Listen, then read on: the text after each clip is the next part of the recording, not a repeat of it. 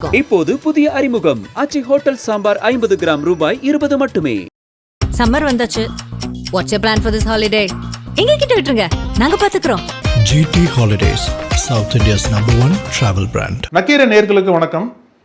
இந்த நேர்காணலின் சிறப்பு விருந்தினர் திமுக தேர்தல் பணிக்குழு செயலாளரான கடலூர் புகழேந்தி அவர்கள். சார் வணக்கம். அனைவருக்கும் வணக்கம். திமுக கூட்டணி அங்க உள்ள ஒரு சலசலப்பு போயிட்டு இருக்கு. அதிமுக கூட்டணிக்குள்ளேயும் சலசலப்பு போயிட்டு இருக்கு. விஜய்க்கு தொடர்ந்து பல சட்ட சிக்கல்கள் இருக்கிற சமயத்தில் நாம் தமிழர் கட்சி இந்த எல்லா கூட்டணிகளையும் முந்தி கொண்டு தேர்தல் வாக்குறுதியை அறிவிச்சிருக்காங்க. நேற்றைய தினம் சீமான் அவர்கள் தேர்தல் வாக்குறுதி அறிவிச்சு அது தொடர்பாக நான் 23ஆம் தேதியிலிருந்து நான் பிரச்சாரத்தை தொடங்க போகிறேன் அப்படின்ற மாதிரி பல வாக்குறுதிகளை கொடுத்துருக்காரு. வாக்குறுதிகளில் எல்லாமே என்ன சொல்கிறாங்க அப்படின்னா, எல்லாருக்கும் அரசு வேலை, அப்புறம் தமிழ்நாட்டுக்கு 5 தலைநகரங்கள், அப்புறம் அன்பான சர்வாதிகார ஆட்சி அப்படின்ற மாதிரி பல கருத்துக்களை பதிவு பண்ணியிருக்காரு சார். இதை திமுக நிர்வாகியா நாம் தமிழர் கட்சியோட இந்த வாக்குறுதிகளை எப்படி பார்க்குறீங்க சார்?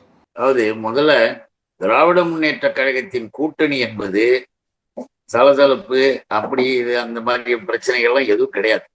அழகாக கொள்கை ரீதியாக உறுதியாக இருக்கக்கூடிய ஒரு கூட்டணி. அந்த கூட்டணியினுடைய அமைப்பு தலைவராக இருக்கக்கூடிய எங்களுடைய தலைவர் மாண்புமிகு தளபதி அவர்கள் மிகச் சிறப்பாக நிர்வாகிகளோடு கலந்து அனைத்து கட்சி தலைவர்களையும் மதித்து பேசி கூட்டணி அமைத்திருக்கிறார்.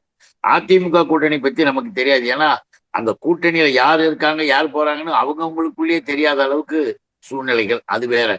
ஆனா நீங்க கேட்டீங்களே, இந்த ஒரு நபர், இந்த சீமான் என்ற ஒரு நபர், சீமான்லாம் என்ன பேசுறாரு, என்ன நடக்குது, ஏதாவது ஒரு விவரமான ஒரு விஷயம் இருக்குதா என்பதையெல்லாம் நினைச்சு பார்த்தோம்னா, தமிழ்நாட்டில் மட்டுமல்ல துணைக்கண்டத்தினுடைய அரசியலை பற்றியே தெரியாத ஒரு நபராக, இன்னும் கூட கேட்டீங்கன்னா ஒரு உள்ளாட்சி துறையில நிற்பதற்குரிய தகுதி கூட இல்லாத ஒரு நபராக இருக்கிற மிஸ்டர் சீமான் சினிமாவில் டைலாக் பேசுற மாதிரி, நான் தேர்தல் அறிக்கையில் செஞ்சுட்டேன் பார், நான் இதை செஞ்சுட்டேன் பாருன்னு ஒளறிக்கிட்டு இருக்கிற மாதிரி இருக்கு. ஏன்னா நீங்க சொன்னீங்க இல்லையா 5 தலைநகரங்கள், அது என்ன 5 தலைநகரம்? 5 தலைநகரம் அது தொழிலுக்கு, இது கல்விக்கு, இது வேலை வாய்ப்புக்கு அப்படின்னு எல்லாத்தையும் பிரிச்சு இப்போ ஒன்றும் இல்லை. எல்லாமே ஒவ்வொரு மாநிலத்தில் இருக்கக்கூடிய பெரிய நகரங்கள் எல்லாம், மாபெரும் நகரங்கள் எல்லாம், இன்றைக்கு மாநகரங்கள் எல்லாம் அந்தந்த முறைகளில் வளர்ச்சி அடைவதும் அங்கங்க அந்த துறைகளை சார்ந்தவர்கள் உயர்ந்த நிலையில் இருப்பதும், இன்னும் கூட கேட்டா கல்வியா நீ மதுரையில வைக்கலாம், இங்க வைக்கலாம், அங்க வைக்கலாம்ன்றதை தவிர உடனே அது தலைநகர் ஆயிடாது. தலைநகர் என்ற வார்த்தைக்கு அர்த்தமே தெரியாத மிஸ்டர் சீமான் இன்னும் கூட சொல்லணும்னா மிக தெளிவாக கான்ஸ்டியூஷன் லாவை கொஞ்சம் போய் படிக்க சொல்லுங்க. அரசியலமைப்பு சட்டத்தை படிச்சுட்டு ஒரு மாநிலம்னா என்ன, ஒரு யூனியன் கவர்மெண்ட்னா என்ன, அதிகாரங்கள் எப்படி அளிக்கப்பட்டிருக்கிறது அப்படின்றதையாவது தெரிஞ்சுக்கிட்டு சீமான் போன்றவர்கள் பேசணும். ஆனால் ஒருவேளை எனக்கு எல்லாம் தெரியும் அப்படின்னு வழக்கம் போல திமிர்த்தனமா பேச ஆரம்பிச்சா, அந்த திமிர்த்தனமான பேச்சுக்காக ஒண்ணு சொல்ல வரோம். தமிழ்நாட்டை 5ஆக பிரிக்க, எதிர்காலத்தில் 5ஆக உடைக்க, பிரிக்க சங்கிகள் நீண்ட காலமாக போடுகிற திட்டம், அந்த திட்டத்தை இன்றைக்கு இவர் ஒரு தேர்தல் அறிக்கையில கூறாக வெளியிடுகிறார். ஆக இது உள்ளே இருக்கக்கூடிய குரல் என்பது காவிகளின் குரலாகவும் நம்ம பார்க்க முடியுது. தமிழ்நாட்டை 5ஆ உடைச்சிடணும், அந்த 5ஆ உடைக்கிறதுக்கு முன்கூட்டியே இவர் 5 தலைநகரங்களை வச்சிருவாரு. பிளான் தெரியுதுங்களா? ஆக உள்ளே இருக்கக்கூடிய ரகசியம் என்பது இதுதான். அந்த ரகசியத்தை வச்சுக்கிட்டு இன்னைக்கு ஆரம்பிக்கிறார். அதுல கூட சர்வாதிகாரத்தில் அன்பு சர்வாதிகாரம். அது என்ன அன்பு சர்வாதிகாரம்? சர்வாதிகாரம் என்பதே கூடாது. சர்வாதிகாரம் என்பதே மிகப்பெரிய ஆணவத்தை, திமிரை, அகந்தையை கொடுக்கும் என்பது எல்லாருக்கும் தெரியும். ஆனா இவர் அன்பான சர்வாதிகாரம் பண்ணுவாராம். ஆக கருத்துக்கள் எல்லாவற்றையும் பார்த்தால் சீமானுடைய நிலைப்பாடுகளில் எல்லா வகையிலையுமே குழப்பங்கள், அவருக்கு எதுவுமே சரியாக புரியல, தெரியல என்பது ஒருவரும். புரிந்தாலும் தெரிந்தாலும் நான் இப்படிதான் இருப்பேன் அப்படின்னா, எங்கேயாவது போயிட்டு ஏதாவது ஒரு காட்டுல, ஏதாவது ஒரு தீவுல, இங்க இல்ல ஏதாவது ஒரு தீவுல எங்கேயாவது போய் 4 பேரை வச்சுக்கிட்டு நீ ஏதாவது பண்ணிக்கிட்டு போ.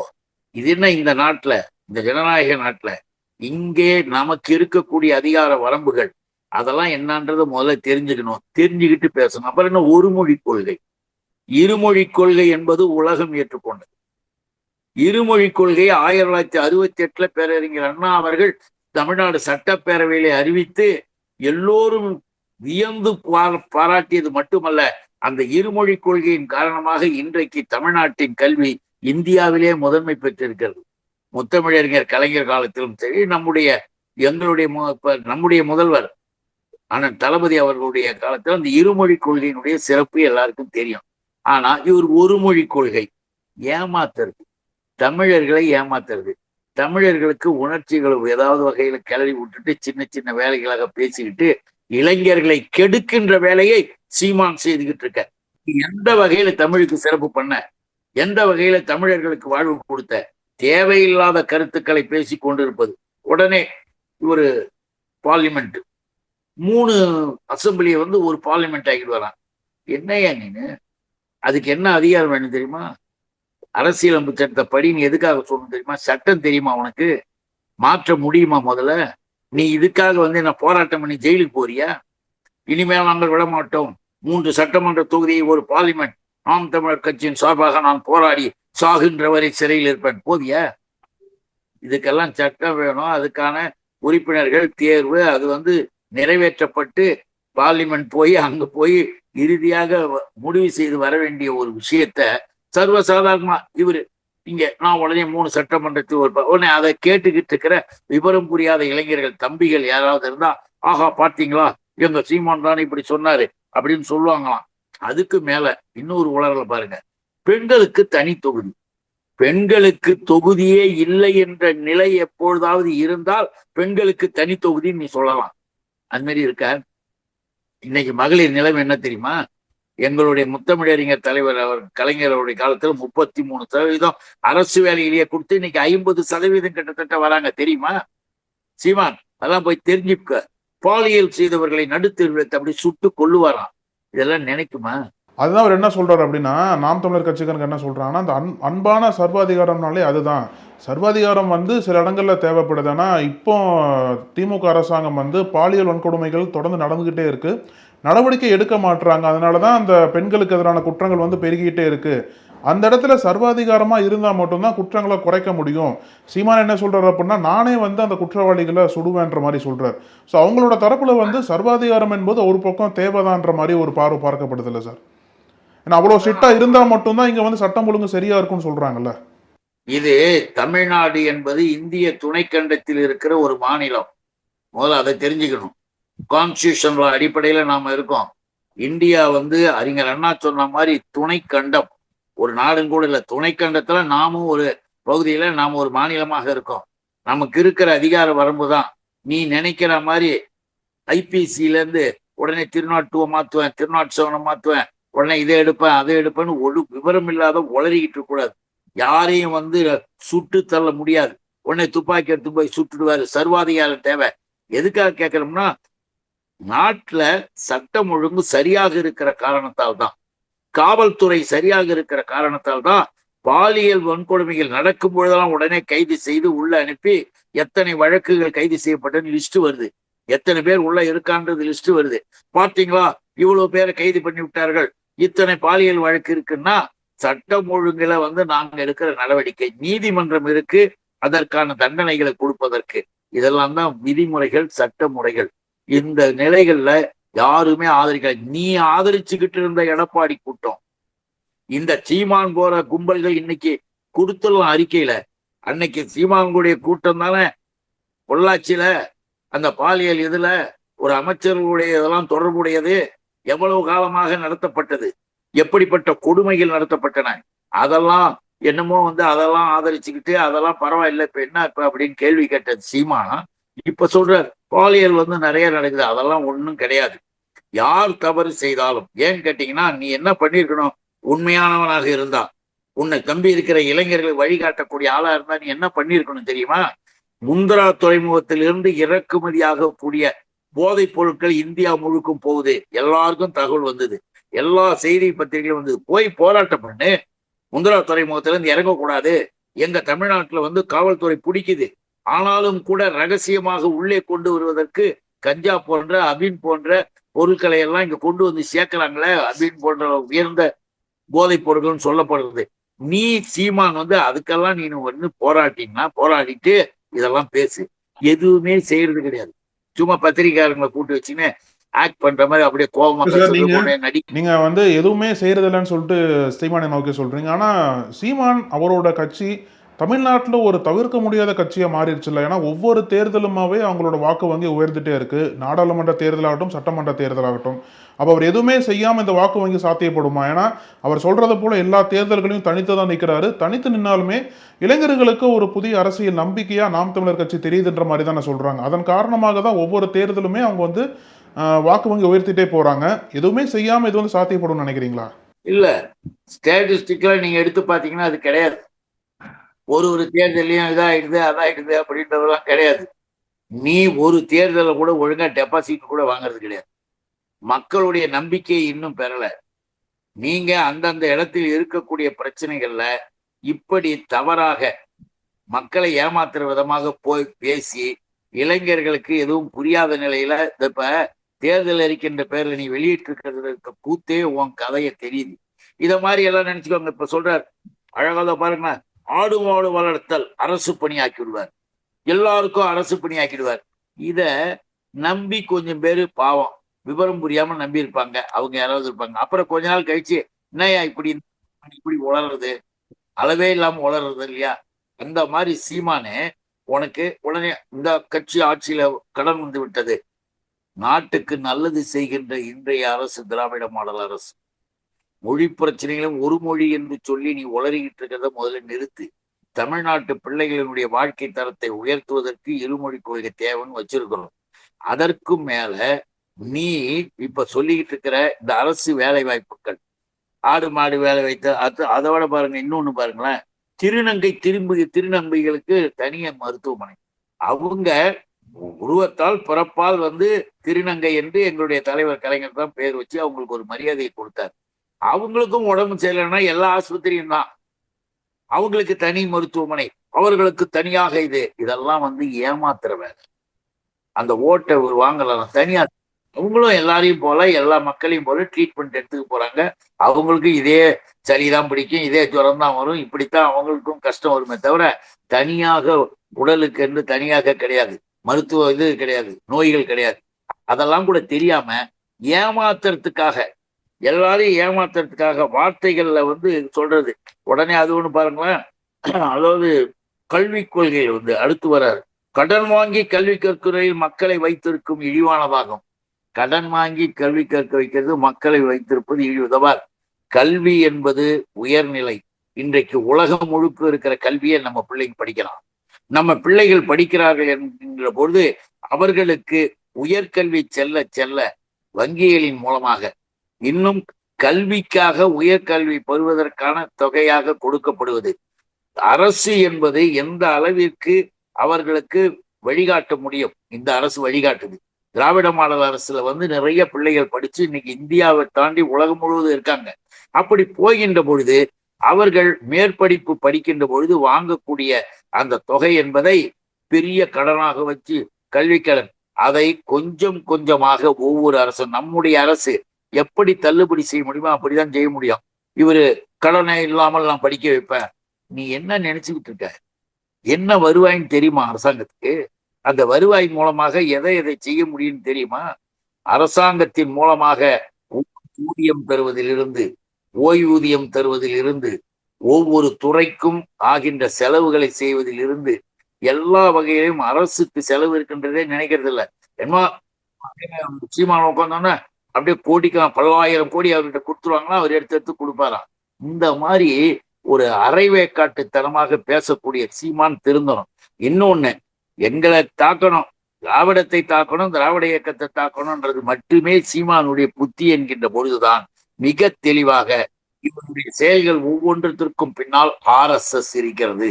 அந்த RSS இருக்கிற காரணத்தால் தான் இப்ப நான் கூட சொன்ன பாருங்க, எல்லா வகையிலையுமே அந்த 5 தலைநகர் உண்டாக்குறது, மக்கள்கிட்ட வந்து சாதி அடிப்படையில் இனிமேல் கிடையாது, அந்த இடஒதுக்கீடுகள் கிடையாது என்றெல்லாம் சொல்வது, மொழி பிரச்சனையில ஒரு மாதிரி வேறு விதமான தகவல்களை பேசுவது, எல்லாமே பிஜேபி RSS பின்னால் இருந்து கோடிக்கணக்கான ரூபாயை சீமானுக்கு ஒதுக்கி வர தேர்தலில் தமிழ்நாட்டில் தமிழ் உணர்வாளர்கள், தமிழ் பேச்சாளர்கள், நீங்க சொல்ற மாதிரி ஒவ்வொரு இடத்துலயும் கொஞ்சம் பேர் ஏமாந்துருப்பாங்க. அந்த வாக்குகளை எல்லாம் நீ வாங்கி திமுகவிற்கு போக விடாமல் செய்ய வேண்டும், திமுகவை எதிர்க்க வேண்டும். ஏன்னா இந்த நபரு மொழிக்காக போராடிய திராவிட முன்னேற்ற கழகத்தை எதிர்க்கின்ற இந்த நபர் நாம் தான் மொழிக்காக போராடுவோம்னு சொல்லிக்கிட்டு இன்னைக்கு தமிழர்களை ஏமாற்றுகிற வேலையில இறங்கி இருக்கிறாரு. ஆனா ஒண்ணு, அந்த பேரை கூட, நாம் தமிழர் என்ற பேரை கூட இந்த ஆள் வச்சுக்கிறதுக்கான ஒரு அருகதையே கிடையாது. நாம் தமிழர் என்ற பேர் யார் வச்சிருந்தது? தமிழர் தந்தை என்று அனைவராலும் சொல்லப்பட்ட சீபா அவர்கள், இப்ப ஆதித்யநாத் தினத்தந்தி, அவரு அந்த பெயரை வைத்து திராவிட இயக்கத்தினுடைய நிலைப்பாடுகளை கூட அப்ப மாறுபட்டு அவங்களாம் சொல்லிட்டு இருந்தாங்க. ஆனா அவரே, இவர் சொன்னார் சிறும்பு செல்வர் மாப்போசி, அவரே, அப்படிப்பட்டவர்களே ஒரு கட்டத்தில் பேரறிஞர் அண்ணா அவர்களுடைய கொள்கையை ஏற்றுக்கொண்டு திராவிட முன்னேற்ற கழகத்திற்கு முழு ஆதரவு கொடுத்து இயக்கத்திலே இணைந்திருந்தார்கள் என்பதையும் இந்த நபர் தெரிஞ்சுக்கணும். அவங்கள விட இவர் ஒன்றும் பெரிய அறிவாளி கிடையாது, அவங்கள விட இவர் ஒன்றும் பெருசா செஞ்சிருந்தது கிடையாது. அவருடைய அந்த பேரை வாங்கி வச்சுக்கிட்டு இப்ப இப்படி வேலைகளை செய்து கொண்டு வருவது என்பது எல்லா வகையிலையும் யாராலும் ஏற்றுக்கொள்ள முடியாத அளவிற்கு மிக மோசடித்தனமாக இருக்குது. இவர் பிஜேபியின் கையால். சார், பாஜக பற்றி பேசும்போது நம்ம அதிமுகவை பற்றியும் பேசியாகணும். எடப்பாடி பழனிசாமி டெல்லி போயிருக்காரு. நேற்றைய தினமே வந்து அமித்ஷாவை சந்தித்து பேச்சுவார்த்தை நடத்துவார் அப்படின்னு எதிர்பார்த்த சமயத்தில் அமித்ஷாவை நேற்று சந்திக்க முடியல. தொடர்ந்து அவர் டெல்லியில் இருக்கிறதாகவும் இன்னைக்கும் பல இந்திய கூட்டணி தலைவர்லாம் டெல்லிக்கு போகிறதாகவும் தகவல்லாம் வருது. சிஎம் ஸ்டாலினே கூட அதிமுக வந்து டெல்லி கட்டுப்பாட்டுக்குள்ளே போயிடுச்சு, பாஜக தான் வந்து இந்த கூட்டணி இயக்குறாங்கன்னு சொல்லிட்டு மீண்டும் ஒரு முறை நிரூபணமாக இருக்கின்ற மாதிரி கருத்துக்கள் பதிவு பண்ணியிருந்தார். எடப்பாடி பழனிசாமியுமே தொடர்ந்து இந்த தேர்தல் தேதி வந்ததுக்கப்புறம் டெல்லி பயணம் என்பது தொடர்ந்து அவர் பண்ணிகிட்டே இருக்காரு. ஸோ இதை எப்படி நம்ம வந்து உண்மையிலேயே இங்கே இருக்கக்கூடிய குற்றச்சாட்டு மாதிரி எடப்பாடி பழனிசாமி பாஜகவால் இயக்கப்படுறாரா, இல்லை வந்து அது சாதாரண ஒரு பயணமாக எடுத்துக்கலாமா சார்? இதெல்லாம் ஒண்ணு நம்ம அடிப்படையில் புரிஞ்சுக்கணும். அமித்ஷா என்ற ஒரு நபர், அமித்ஷாவும் அமித்ஷாவினுடைய பார்வையும் நாக்பூர் பார்வை, அந்த நாக்பூர் பார்வை மோகன் பகவத், அங்க ஒரு டீம் ஒர்க். அவங்க எல்முனை அளவு கூட தமிழனை, மொழியை மதிக்காதவர்கள், நினைக்காதவர்கள், தமிழ் நீச பாஷை, தமிழை தாய்மொழியாக கொண்டவர்கள் நீசர்கள் என்று ஓப்பன் டாக் பேசக்கூடிய அமித்ஷா போன்றவர்கள் அரசியலில் வேஷம் போடுவதற்காக நடிக்கிற மாதிரி நடிப்பாங்க, மதிக்கிற மாதிரி மதிப்பாங்க, எல்லாம் போவாங்க, கடைசியில மிதிப்பாங்க. எதுக்காக சொல்றேன் பாருங்க, நீ வந்து இங்க வந்து முதலமைச்சர் எல்லாம் இருந்த, உனக்கு இன்னைக்கு இருக்கக்கூடிய நிலையில உனக்கு ஒரு கூட்டணி வச்சு நான் தான் தலைவர் நீயா கத்தின்னு கிடக்குற. உன் பேரை கூட அமித்ஷா ஏற்கனவே சொல்லல, அதெல்லாம் மறந்துடக்கூடாது. அங்க போய் உன்னை வர சொல்லிட்டு 4 கார் மாத்தி அவங்க வீட்டு கதவுக்கு போய், அவங்க ஆபீஸ் கதவு போய் தட்டிட்டு கீழே உட்கார்ந்து இருந்த. உன்னை உள்ள கூப்பிட்டு 2 மணி நேரம் ஆச்சு. நீ இங்க வந்து குதிக்கிற, பொய் பேசிக்கிட்டு திரியிற. ஏன்னு கேட்டீங்கன்னா, தமிழ்நாட்டில் இருக்கக்கூடிய ஒரு திராவிட இயக்கத்தின் அடிப்படை கொள்கை கோட்பாடுகளுடைய இந்த நாட்டை எப்படி பாடுபடுத்துவது, அதுக்கு யாரை பயன்படுத்துவது, எடப்பாடியை போன்ற எடுபிடிகள் பயன்படுகின்றன.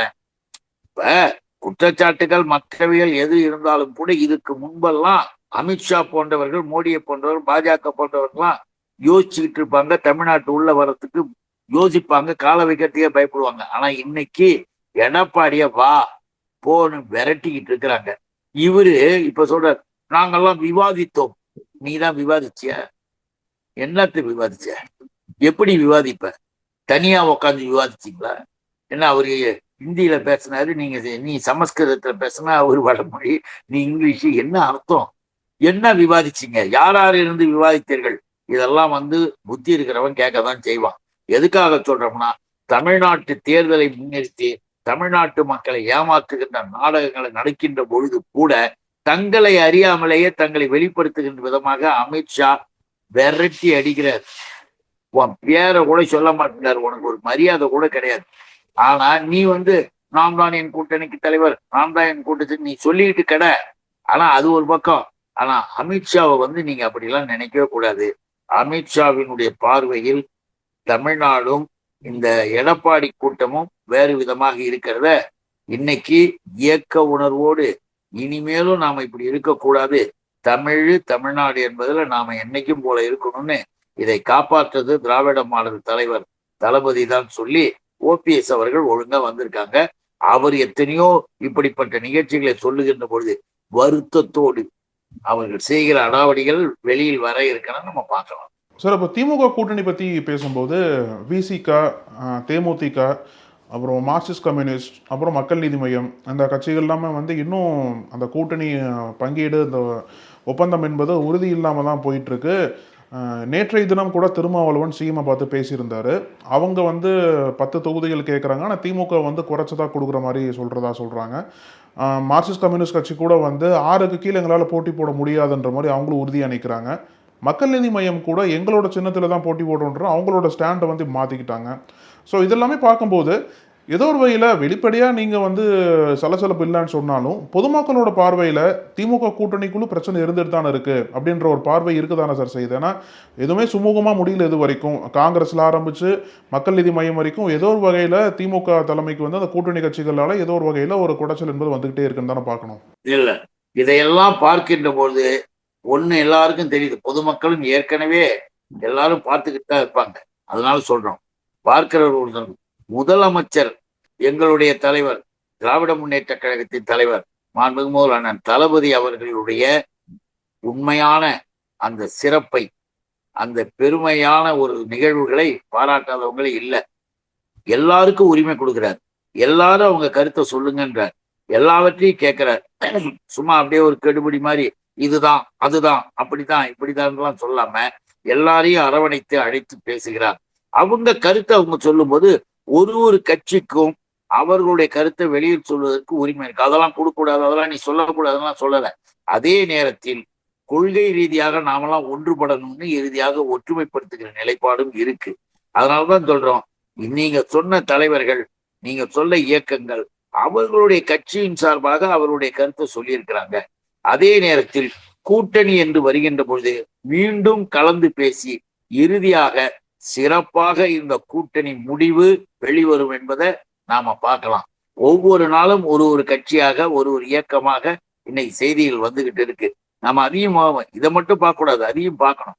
அதையும் பார்க்கும்பொழுது கையெழுத்து வாங்கி எல்லாம் முடிச்சுட்டு போறாங்க. அதை போல இன்று நாளை என்கின்ற பொழுது ஒவ்வொரு நாளும் ஒரு முடிவுகள் வரும். அதுல எந்த விதமான மாற்றமும் கிடையாது. நம்முடைய முதலமைச்சரை பொறுத்த வரைக்கும், எங்க தலைவரை பொறுத்த வரைக்கும் மிக தெளிவாக இருக்கிறாரு. அவரு நியாயங்களை அது ஏன் எதுக்காக எடுத்து பேசுறோம், எதுக்காக சொல்றோன்றதெல்லாம் இப்ப எல்லாரும் வெளிப்படையா கூட்டணி சம்பந்தமாக இது பண்ண முடியாது. அதே நேரத்தில் எங்க கூட்டணி கொள்கை ரீதியான கூட்டணி, இந்த மத சார்பற்ற கூட்டணி. இந்த கூட்டணிக்கு அதனாலதான் தலைவர் ஒரு வார்த்தை சொன்னார் பாருங்க, அங்கதான் திராவிட மாடல் எழுந்து நிக்கிற மாதிரி என்ன சொன்னாரு, இந்த தேர்தல் இங்கே நடக்கின்ற இங்க இருக்கிற கட்சிகளுக்கான தேர்தல்ல தமிழ்நாட்டிற்கும் டெல்லிக்கும் நடக்கின்ற தேர்தல். அந்த வார்த்தையை கவனிங்க, தமிழ்நாட்டுக்கும் டெல்லிக்கும். டெல்லி என்பது அவர் குறிப்பிட்டது பிஜேபி RSS யூனியன் கவர்மெண்ட். அந்த RSS கூட்டத்தை சொல்றாரு அழகா, அவருக்கே உரிய மாநில. ஆக அதை புரிந்து அதை தெரிந்து எங்க கூட்டணி இயக்க தலைவர்கள் மிக தெளிவான முடிவிற்கு வருவார்கள் என்பதை நீங்களே பார்க்கலாம், அது நமக்கே தெரியும். சார், பெரிதியா ஒரு கேள்வி. திமுக 200 தொகுதிகளை வந்து ஜெயிச்சிருவோன்ற மாதிரி நம்பிக்கை கொடுத்துட்டு இருக்காங்க.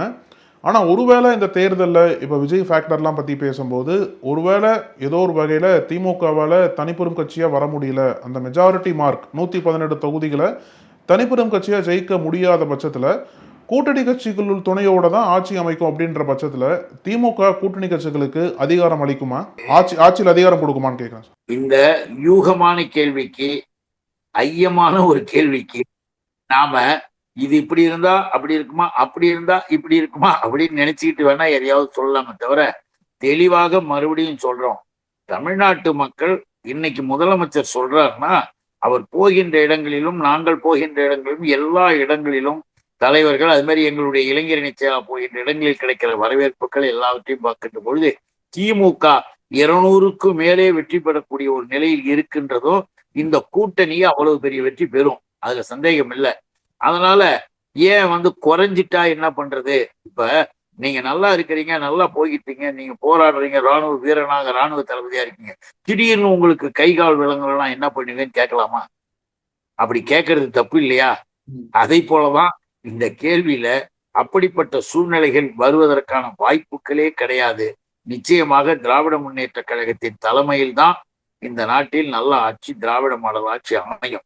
இப்படித்தான் இருக்க வேண்டும் என்றால் எந்த நிலையிலும் ஒண்ணு சொல்லிடுற, திமுகவினுடைய கடைகோடி தொண்டன் கூட, தலைமையில் இருக்கிற தலைவர்கள் வரை, கடைக்கோடி தொண்டன் வரை, திமுக தலைவர் என்ன முடிவெடுத்தாலும் அதை ஏற்றுக்கொள்பவர்கள்.